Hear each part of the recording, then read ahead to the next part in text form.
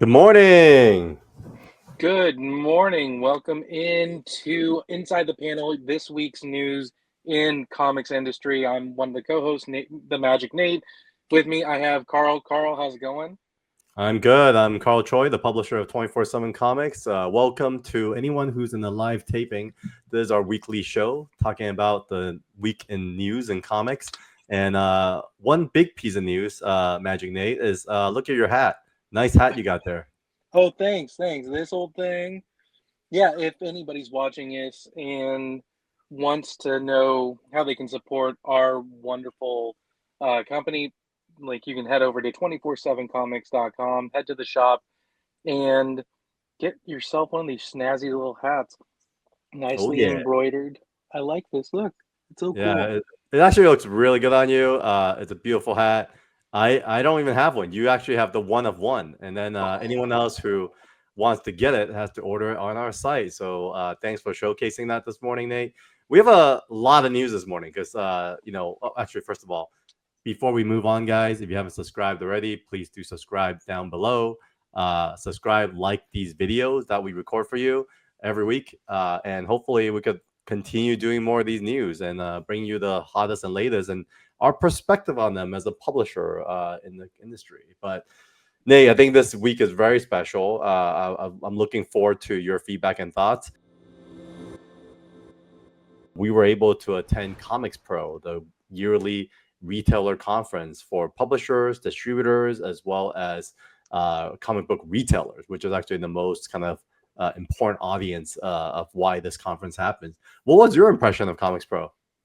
It was insane. So, for those of you watching at home, the team already knows for 24/7 Comics. I'm kind of a comic noob. Just got thrown into the industry. I come from the escape room industry and magic industries. Um, so, attending a conference like this was a little bit different for me. Something to not just be for the public, but this is definitely more business oriented, and it was a different vibe all around from other types of conventions or events that I've been to before. There was a lot of energy in there, and it was kind of cool seeing the behind the scenes essentially of everything going on in the industry. I was actually quite touched by the reception. We actually, in the spirit of giving, we actually set up a little mocktail bar with our great co-host Sarah, who was also a mixologist, and so we did these like mixology bar kind of concussion with different based on the different books, different titles that we have from Evermind, Zero Ghost, Bladesmyth, and so I think we'll have like a photo gallery on our website pretty soon, so people can actually see exactly what the heck we're talking about. But for those who haven't and are not exposed to Comics Pro, here's a little plug into their website, comicspro.clubexpress.com. You could kind of see the professional retail organization. They do a lot of great work, including introducing the new comment structure for metadata, as well as really just, I would say this visual says it all, connecting folks, which it's a great networking event for especially kind of noobs like us in the retailer space.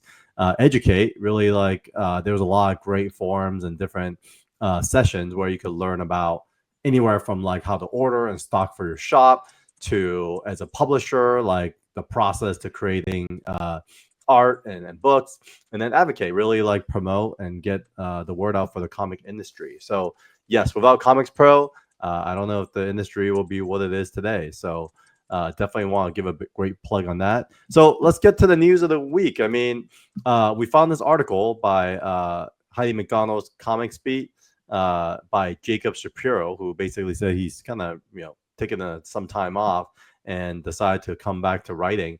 So, what were some of the news from this article that stood out to you, Nate? So number one thing that everybody in the industry is talking about, and they're still going to be talking about for a long while, is the Diamond bankruptcy. So Jacob actually kind of talks a little bit about how um, people are owed money and need to owe money, which I'm pretty sure we're going to get into a little bit later anyway. But essentially, this is kind of like a recap. This whole article is a recap of uh, ComicsPro, along with giving us this opportunity to see what the biggest highlights were from the whole thing. Number one was Penguin Random House is kind of taking over the industry. They had a strong presence at ComicsPro, um, and they were focused on like these bigger retailers, these bigger publishers as well, like Dark Horse, Marvel, IDW, and I think we talked about it a few weeks ago with Boom Studios moving over to Penguin, um, which is kind of cool. Um, And I and think it makes sense, to be honest. I mean, if you think about kind of publishing in general, one of the things on the business side, Nate, we're seeing more and more is the kind of book publishing market really starting to like merge with the comic book world, because ultimately, even though there's this kind of floppy comic book sequential system in place where comic book companies sustain the revenue, and we're not there yet as 24/7, but as a real comic book company, you actually need to have trade paperbacks, and that basically establishes you as a evergreen title for every trade paperback that comes out. And Penguin Random House is 100 years in the making, and like they know the trade paperback and book market very well. So it actually makes a lot of sense that they're onboarding a lot of these larger publishers. And then kind of a second runner up was this kind of DC upstart Lunar Distribution, which has DC Image only press, which to me like feels more like a very like comic book purist play. They also bring on guys like Silver Sprocket and Bugilhan Press, which I didn't see at ComicsPro. yeah, and speaking of not at ComicsPro, there was also Dark Horse wasn't actually there. Um, that's something he noted in the article as well. But Dark Horse uh, has its own issues going on, in addition to what's going on with Diamond, with them stopping their digital platform for their comics. Uh, they've done some budget cuts and they've let some people go. And they said at the end of March. So any of you people who actually have Dark Horse's digital formats from their app, you need to download that before the end of March. But interestingly, Jacob said in his article that Dark Horse didn't make an appearance, which, given the current things, uh, makes sense with them cutting costs here and there. But it was a little unusual while other companies came in, while Dark Horse is one of the bigger names out there. Yeah, it's very thorough actually. This whole article.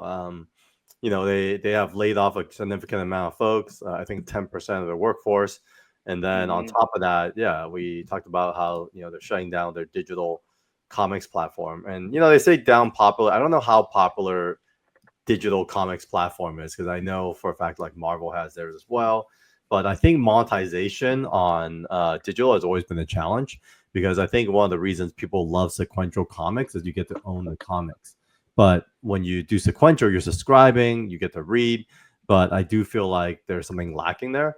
One little highlight I didn't know was there's a Plants vs. Zombie comics app. I had no idea that this even existed, because probably about a decade ago, Plants vs. Zombie was like one of the biggest games on mobile.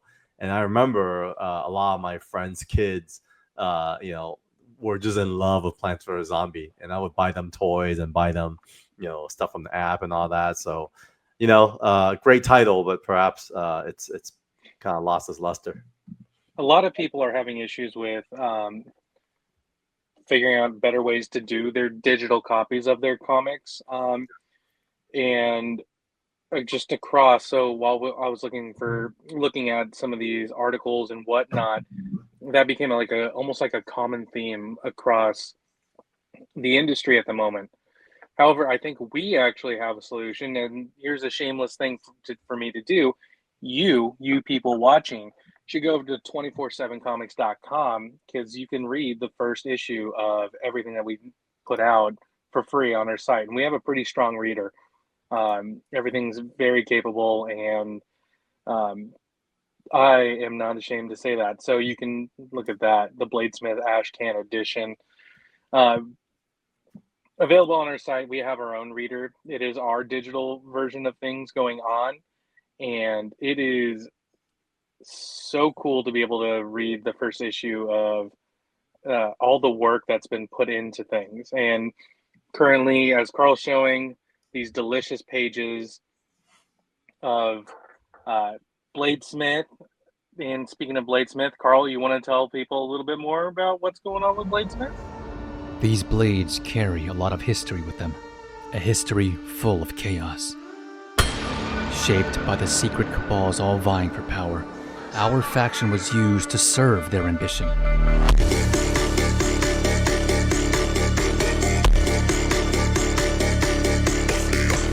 But it all changed when we found out we were their tool for destruction. That's when we broke away, to serve the common people. They gave us many names, assassins, shadows, but we call ourselves Bladesmyth.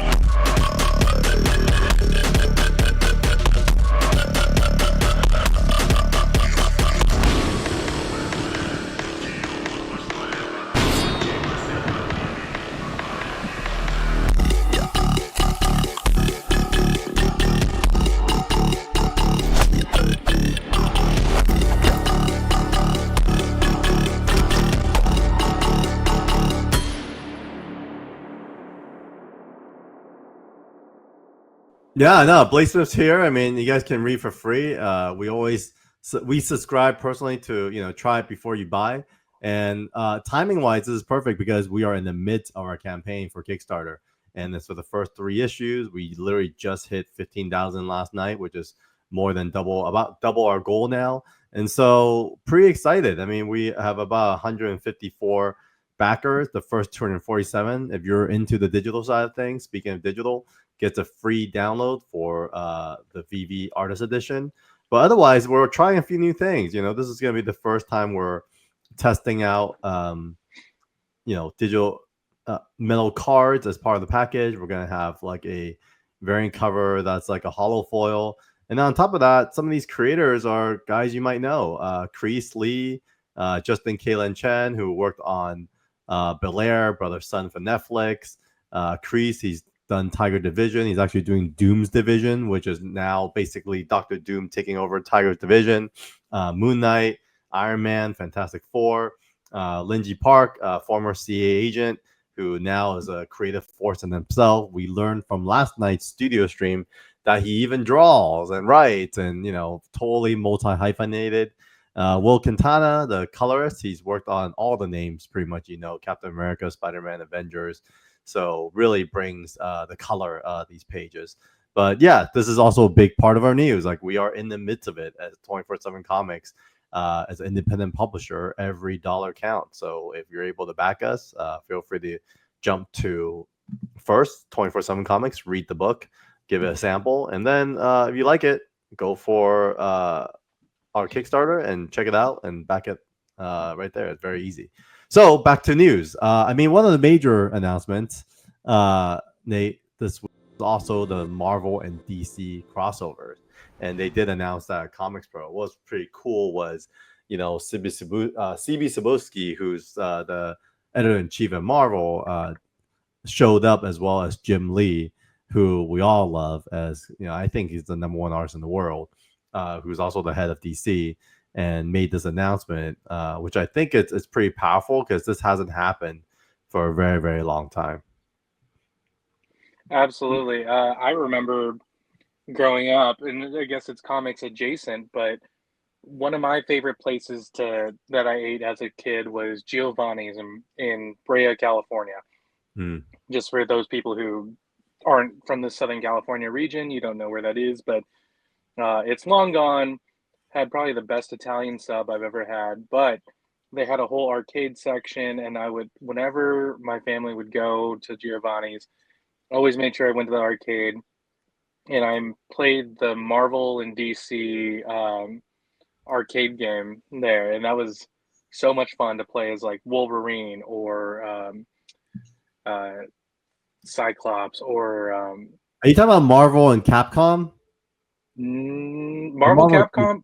But Marvel Capcom also came out on PS2, PS3. Marvel DC arcade. Was there an arcade game? I have no idea.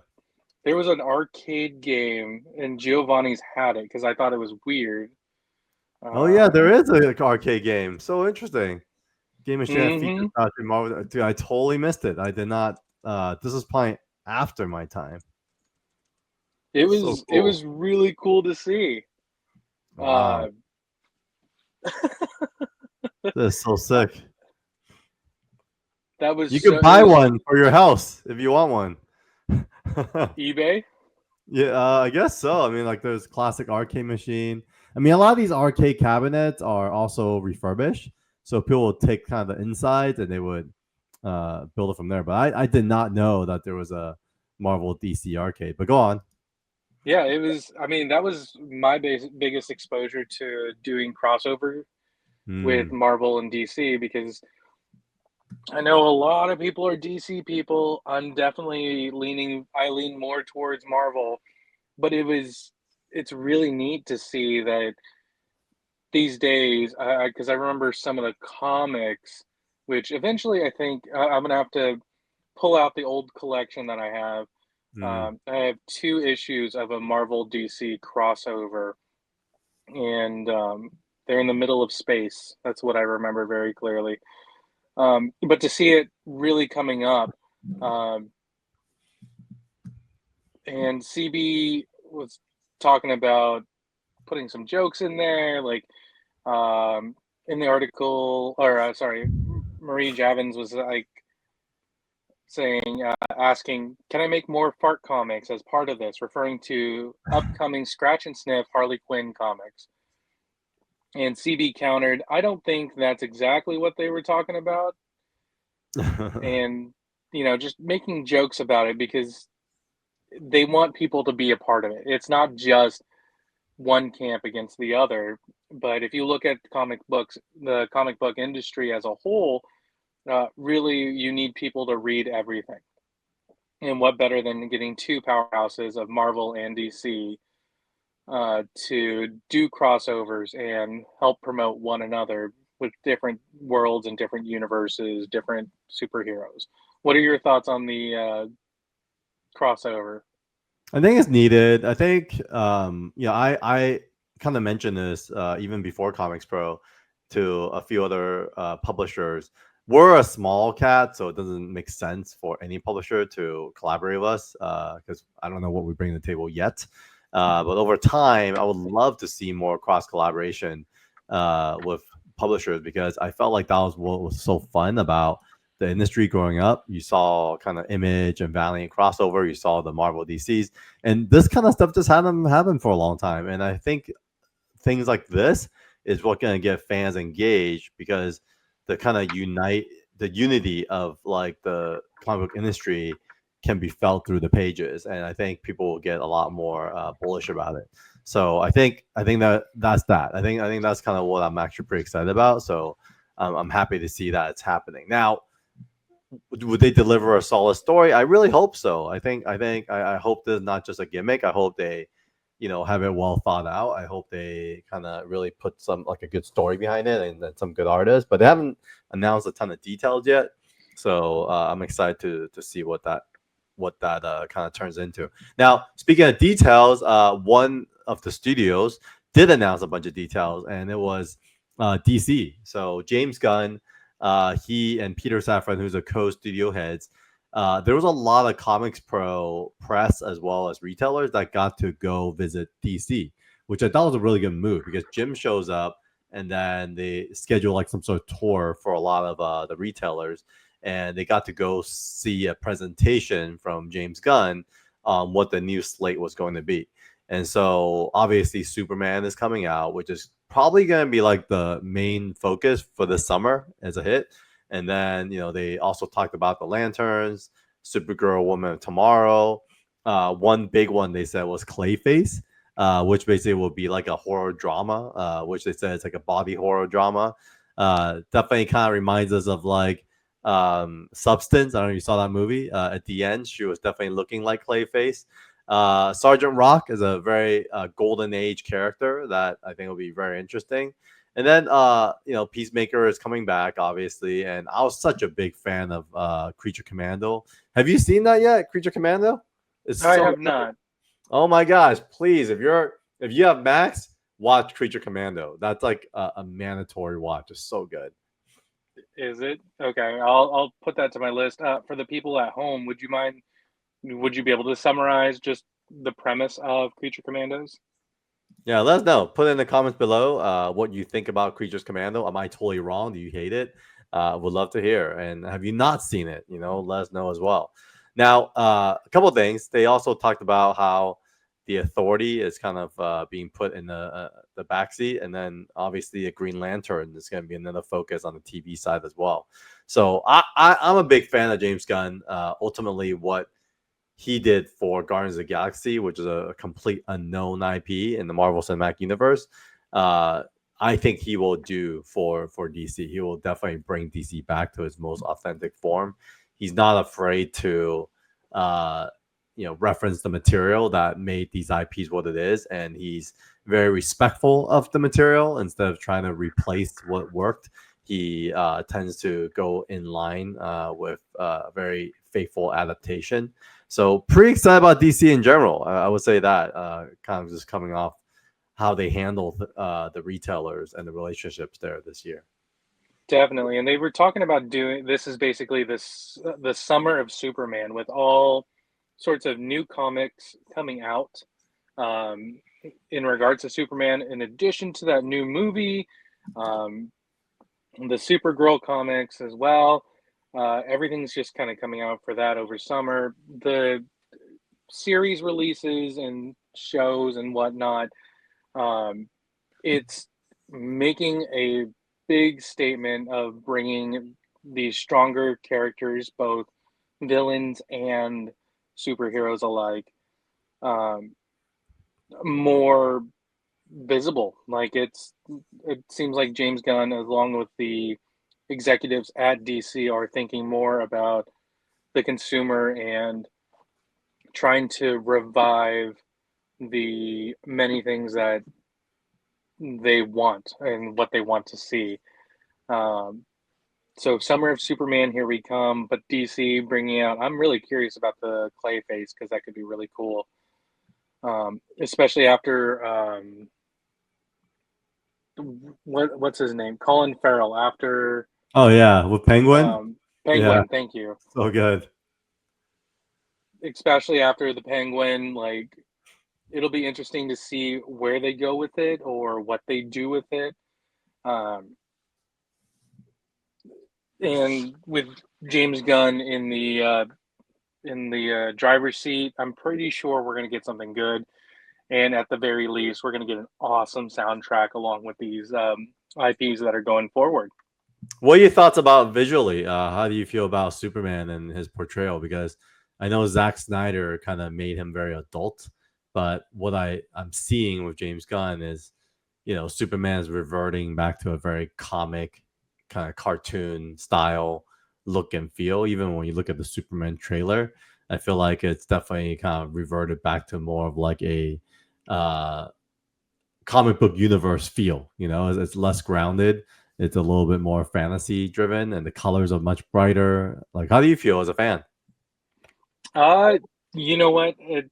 It's pretty good for me. I like the classic comic book look to things. I know you just scrolled back up from it, but there's the Captain Underpants version of Superman there somewhere, and like, yeah, so smart. But there you go, yeah. Which that's important too, is like getting into the kids game and whatnot. But I like the classic comic feel. I've already stated my opinion though about the new Superman movie coming out, where I don't like how soft he looks. You kind of want your Superman a little more chiseled or you expect these awesome muscles to be rippling and things like that. But that's just my opinion because I think it exudes authority when you have a very toned superhero.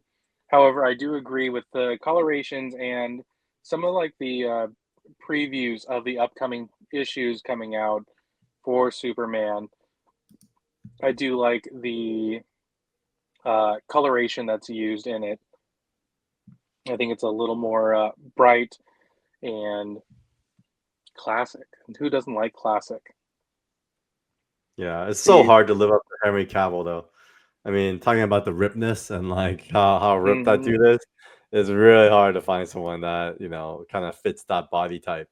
But he did a good run, you know. Like I thought he had you know, he brought a lot to Superman, and kind of like you said, the whole chisel look. I thought he had a good look too. But I feel like he just didn't have like great materials to work with when it comes to the stories that he was part of. I agree. And I mean, if it starts with Superman, we're doing Clayface. We have Creature Commandos, Peacemaker Season 2 coming out. Makes me wonder what else is in the future for DC. Are they going to, after last year or a couple of years ago with the snafu of getting rid of Henry Cavill and Gal Gadot, who, oh, celebrity crush right there, Gal Gadot.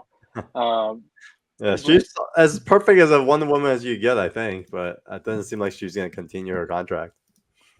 No, she got let go as well Yeah. from DC. So makes me wonder. So if we're starting with Superman, are we going to redo Wonder Woman? Are we going to get a new Green Lantern? Are we going to get? Are we just going to circle back and eventually get a refreshed Justice League in the future? No, he said What are it's your complete thoughts? reboot. So everyone is rebooted. At ComicsPro, that was kind of like the big deal, and through this announcement is a full on reboot. So I don't think he's doing anything. He's not inheriting anything, and he even says Matt Reeves' Batman will not be the Batman that's in the DCU. And so I think he's doing a refresh. And I think that's really the way to go. So, I mean, enough about DC. Let's talk a little bit about Marvel. I mean, one of the pieces that you brought up was what's happening here with the MCU. Any reason why this stood out to you, Nate? I think this is a very interesting and controversial um, topic for those who nerd out in the MCU, where, according to this article from Forbes, not a usual comic source, but they just had to talk about it, where our Scarlet Witch, Elizabeth Olsen's Scarlet Witch, kind of was teased as coming back to the MCU. So if we remember in Doctor Strange and the Multiverse of Madness, spoiler alert for you guys who haven't seen it yet, but in the end, a big temple falls on her. There's a big flash of light, and the thoughts are that she dies. You know, she gets crushed, her powers get exploded. It sucks, you know, and it's like, okay, well, the character's gone. But in this article from Forbes, they point out that there is a comic panel that kind of showcases Scarlet Witch with her Darkhold fingers, you know, her black fingertips, behind bars essentially, and essentially it comes from the TVA comic, the Time Variance Association from the MCU. Authority. Oh, sorry, Authority. Yeah, you're right. Time Variance Authority. And Wanda is in this scene being held captive by the TVA, which means that flash of light that we saw in Doctor Strange may not have been just her getting crushed, but could be similar to other TVA events where they kind of appear, grab her, and then put her into just a holding cell, which Now, the biggest debate out there amongst people is this comic actually canon? Because it does refer to Loki's saving of the master timeline or whatever it is, and how he saved everybody. So if you haven't seen Loki, go watch it. It's a masterpiece. I love Loki. But because he saved everybody and the grand timeline is all put together, we also have this where people are trying to figure out whether or not Scarlet Witch getting saved is going to be canon. And if it is, then is Wanda coming back to the MCU on screen? Are we going to just keep following it? Because we're kind of in this what if scenario of seeing where everything really lies. What are your thoughts, Carl? You know, this sounds like a reflection of how Disney was restructured. I think maybe a couple years back, where the Marvel Comics group was always separate from the MCU and the movie studio side of things. But I think a few years back, they actually, and they kind of talked about this last year in an article where, you know, when TVA #1 came out, that there was some sort of connectivity to the MCU. But as we all know, Kevin Feige, who's currently kind of like being put out there by Rob Liefeld on, you know, questioning on if his cold streak is going to cost him his job. He was given the Marvel Comics division to fall under the MCU. And Kevin Feige's been, you know, managing the Marvel Studios for probably the last like 15, 20 years. And so when he was given this Marvel Comics, people did kind of predict and thought that, okay, he's going to start leveraging these two worlds to interconnect. So this basically points out one of the scenarios that could be it, where it's like, all right, she dies in Doctor Strange, but then she shows up in TVA as one of the captives in their world. And so I hope to see more of this, but at the same time, I also feel as connected as they are with maybe the comics and movies, they have a lot to do when it comes to connecting with the rest of their franchises. Because one of the things that Chris and I talked about in our stream the other day was this whole Marvel Rivals, where, you know, and I'm going to be just out of curiosity to see if people are also asking this, is where are the Marvel Rivals comics? Because Marvel Rivals is the biggest freaking video game to hit the world. And, you know, they didn't even talk about it at ComicsPro. And so I guess they're basically saying that they're going to do something in April 2025. But man, like, what a lack of coordination on their part. Because to me, this thing is a freaking hit. And the height of it when it came out was in November.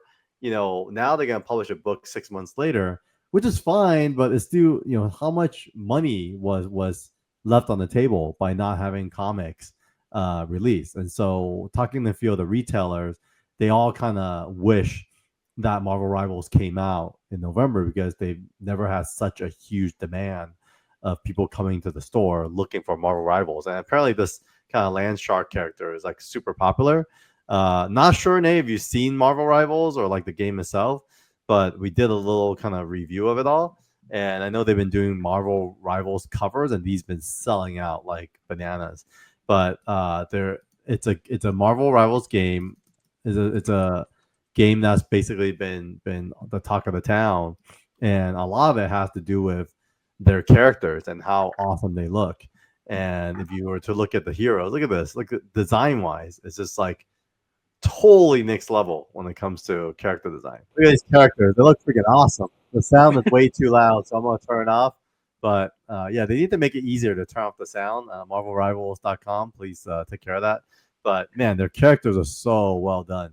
It just makes it where you kind of scratch your head, like, okay, that's cool. You're connecting the cinematic universe of the comics, but how about your franchise group, man? Like, you know, you have this big ass, you know, video game coming out. It's about to be a hit smash, but you know, you're not putting it into the comics, and that's such a missed opportunity. So that's kind of one kind of question mark I have for Marvel and what they're doing over there.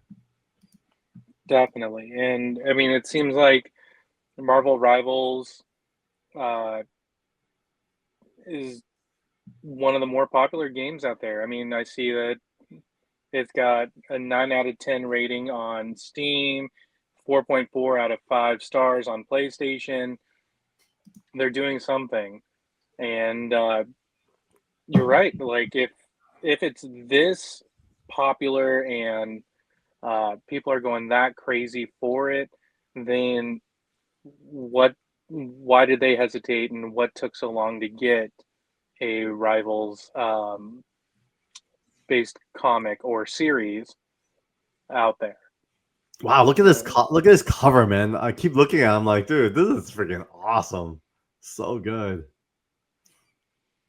Just imagine when it does hit, they need to up their game and be ready for whatever's coming down the pike, because if people are wanting it and they're hungry for it, then they definitely need to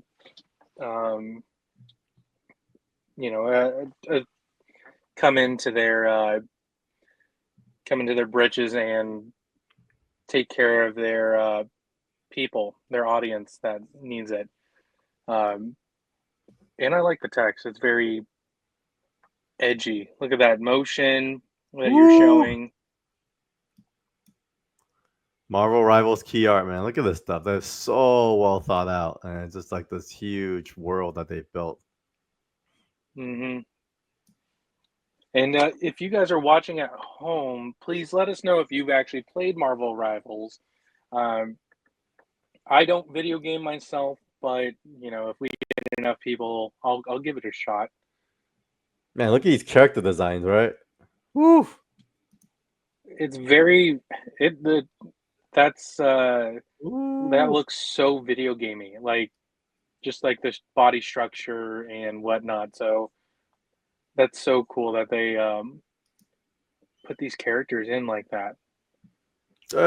Cap looks freaking amazing. Is he wearing like Iron Man like gloves? That's what I was just wondering. Yeah, no shield. I mean, Cloak and Dagger is like a classic 90s character. Maybe they're gonna bring them out soon. But oh man, Doctor Strange looks badass. Look at this. Yeah. Designs, man. Oh, this world. Groot. Wow. Whoa, Groot looks magical. Groot. Yeah, I mean, we could do this all day. I mean, look at Hawkeye. Wow.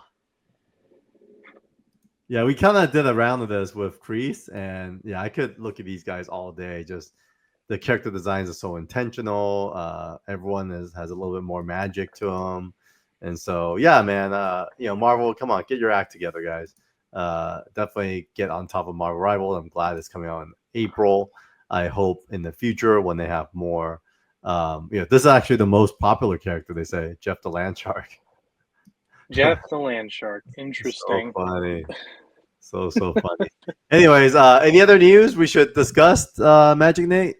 I think there's one more piece, but before that, I do have a breaking headline for you, Carl.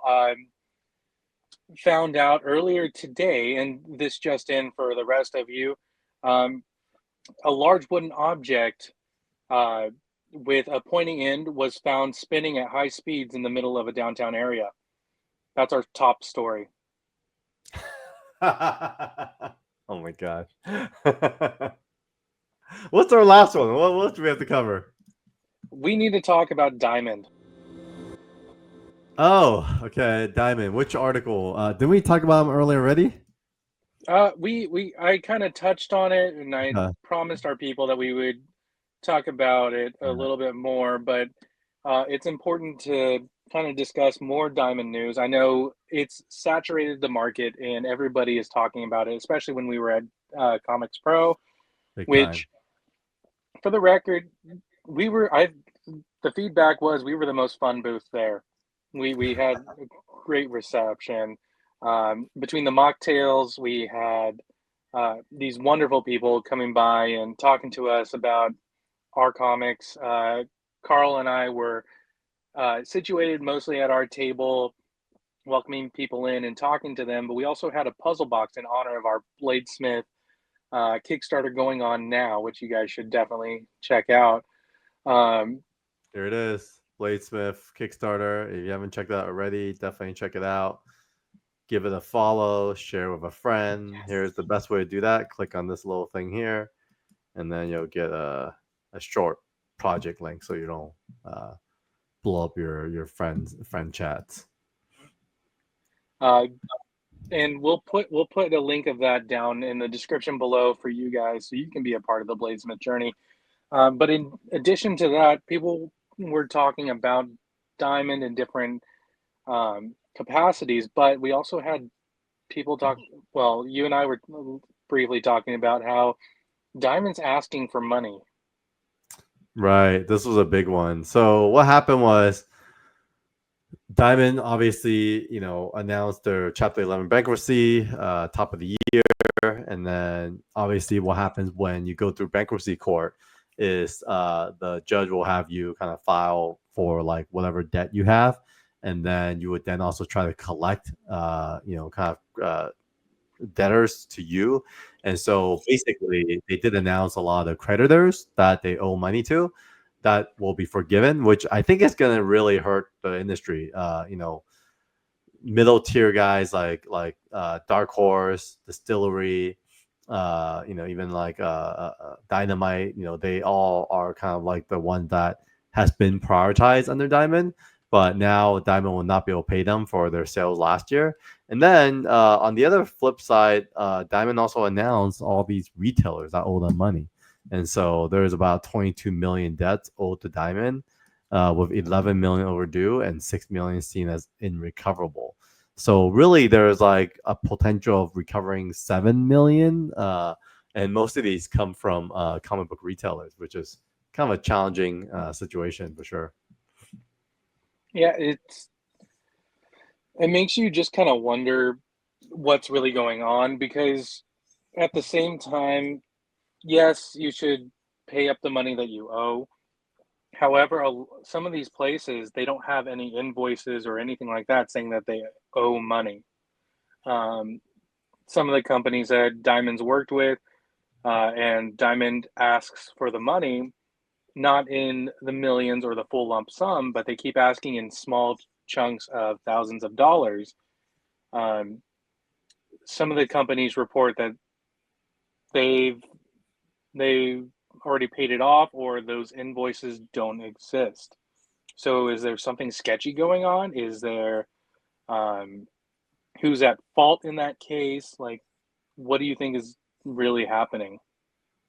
What I'm hearing is Diamond has served as the bank of the industry, and because they have basically often floated comic book shops, if they couldn't pay their bills, they would they would just kind of casually allow invoices to slip. And so kind of the way it works is, Diamond facilitates the solicitation. They work with all the comic book shops, and then it'll be, let's say, 5 months before the comics are going to ship. So what the comic book shops would do would put in their orders with Diamond. And Diamond, let's say, will collect and aggregate all the orders, and then they would go to the publishers and say, hey, like, you have 5,000 orders for this book and 12,000 orders of this book. And then publishers would know what to print. So they'll send it out to the printers. And then Diamond, in the meantime, in parallel, will collect the money. And then once the publishers ship and they sell through and the returns are kind of accounted for, then Diamond would pay the publishers, right? And so what happens a lot of times is the books are shipped, and there's an invoice that goes to the comic book shops, and there's varying times of when the comic book shops actually are paying. And so often comic shops may not even pay, and I think Diamond would float that money by paying the publishers on their behalf. And I think that's kind of what's happening here, where Diamond has paid out publishers for books shipped but have not collected from comics, and then in turn maybe has served as a bank to a lot of these comic book shops so that they could continue running their business. So pretty interesting stuff. And I don't know. I think there's an article here that says, will Diamond bankruptcy change the comics business forever? Yes, it will. And I think it'll be for the better, because they've had monopoly on the comic book business for, decades. And so in the last 5 years, with Marvel and DC moving on, and Image, which was like the final nail in the coffin, comic book industry will be forced to change. And I think it's a really good thing because, for us as kind of, the newcomer, new kids on the block, there's always like, when Mary and I talk about the business, often scratching our heads as to why the business is done a certain way. And now we know it doesn't work. And so I think for new guys like us, it's actually advantageous because we could actually just look to see what makes the most sense versus how things are done and basically, succumb to it. And so now I think even retailers are very open to new ideas. So I think it's a positive thing. As they say things get rough before they get better, and I think we're in the midst of that. And all I see are opportunities. Mm-hmm. Especially as we're a small independent publisher for now. This Diamond thing was almost like a I hate to say it because a lot of the friends in the comic industry are kind of hurting right now because of Diamond, but we kind of missed the train on that one, and luckily on to bigger and better things for 24/7 Comics.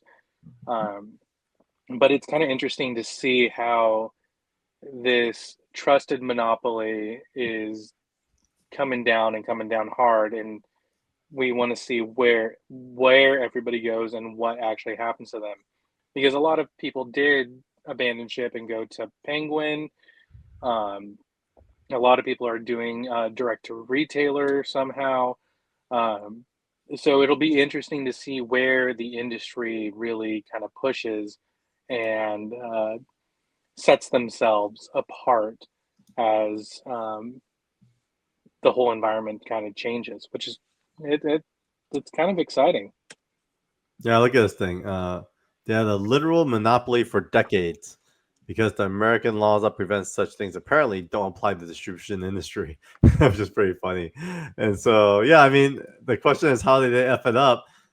They never changed. They just got lazy. That's what happens when you're, fed too well and, you don't have to do much anymore. You kind of lose. And that's why competition is always good because it keeps you hungry. It keeps you on your toes. And I don't think Diamond had any competitors. And so in a way, they were kind of like their own worst enemy. If I was Diamond, I would invest in a ton of technology, invest in the comic book shops.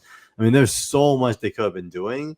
Unfortunately, they didn't, and so I think that's kind of why this thing fell apart. But there's a really serious Reddit forum here, and with plenty of stuff to talk about. So with that said, I think we're approaching our hour. Magic Nate, any highlights from this week's news that was very interesting to you that definitely helps you look at the comic book industry in a new way? You know what? It was really all about ComicsPro and seeing the retailers and the retailers and the publishers' relationships across the board. Although we were the most fun booth, we are still an independent publisher and we're growing in the industry along with everybody else. And there's no better time than now for us to really get going on those things. So making those connections was really cool. It was nice to see how the synergy goes and where collaborations in unusual ways or in traditional ways can be had between different parties, especially getting books on shelves or just creating a better environment for people to consume the artwork, the storylines, all of that. Additionally, another headline that I heard this week was a man is still in critical condition after swallowing $250,000 in large bills. No change is expected. Oh man. So with that said, folks, thanks for tuning in to the live audience, but we will edit this into our weekend comics. And so this is Carl Choi, publisher of 24/7 Comics, and my co-host Magic Nate. We're signing off. Thanks for tuning in to the Inside Panel. See you guys later. Later.